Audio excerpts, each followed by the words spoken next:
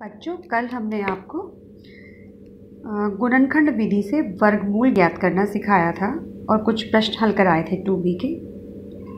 अब हम इसके कुछ आपको 2B के कुछ प्रश्न कराते हैं। जैसे आपका 2B का क्वेश्चन नंबर 3 करा रहे हैं।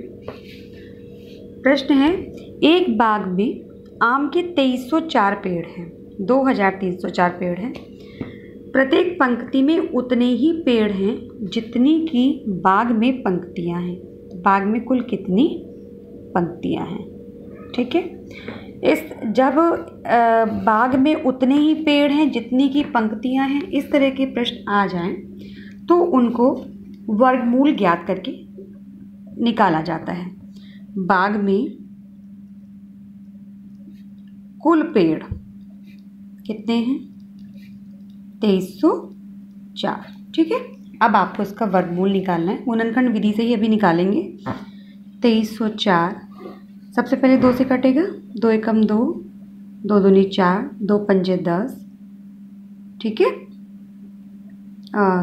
2 एकम 2, 2 एकम 2, 2 पंजे 10, 2 दूनी 4, ये 1 है।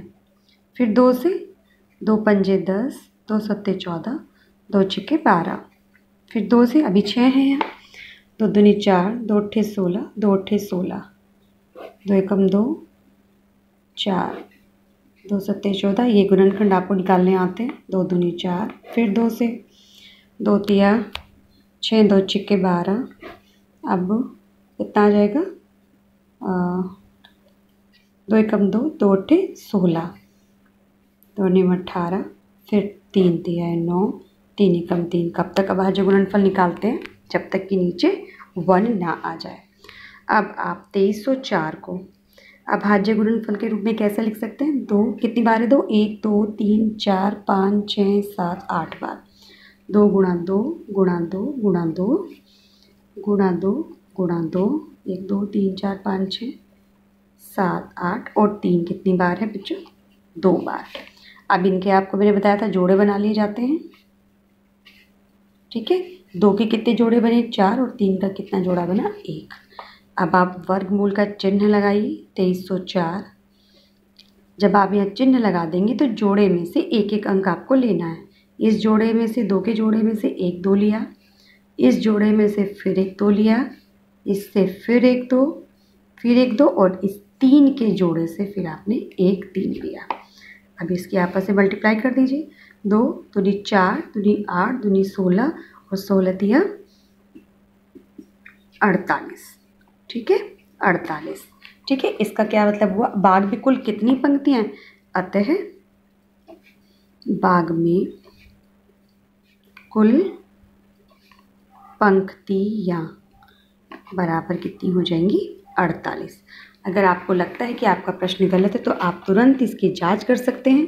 48 की आप 48 में मल्टीप्लाई कर लीजिए। 48 का वर्ग 2304 आना चाहिए। मल्टीप्लाई करने के बाद 8 8 64, 6 8 चौक 32, 32 और 6 38, 4 अट्ठे 32, 3 4 चौक 16 और 3 19। ठीक है। देखिए कितना आता है आपका? 4 8 2 10, 2 10 3 13, 2 आया ना 2304। इस तरह आप अपने प्रश्न की उत्तर की जांच भी कर सकते हैं। और देखिए आप प्रश्न, वह छोटी से छोटी संख्या ज्ञात कीजिए जिससे 1890 में गुणा करने पर गुणनफल पूर्ण वर्ग होगा। चाहे गुणा करने के लिए आ जाए या इससे अगला प्रश्न है, वह छोटी से छोटी संख्या ज्ञात कीजिए जिससे 9408 9408 भाग देने पर भागफल पूर्ण वर्ग हो जाए। ये दोनों ही प्रश्न एक ही तरह से किए जाते हैं। हम आपको ये 1890 वाला क्वेश्चन करके दिखाते हैं। देखिए सबसे पहले आप लिख लीजिए, दी गई संख्या क्या है? 1890। अभाज्य गुणनफल करिए इसके बच्चों। 0 है पीछे 2 से कट जाएगा। 2 निम 18, 2 चौक 8, 2 पंजे 10। ठीक है।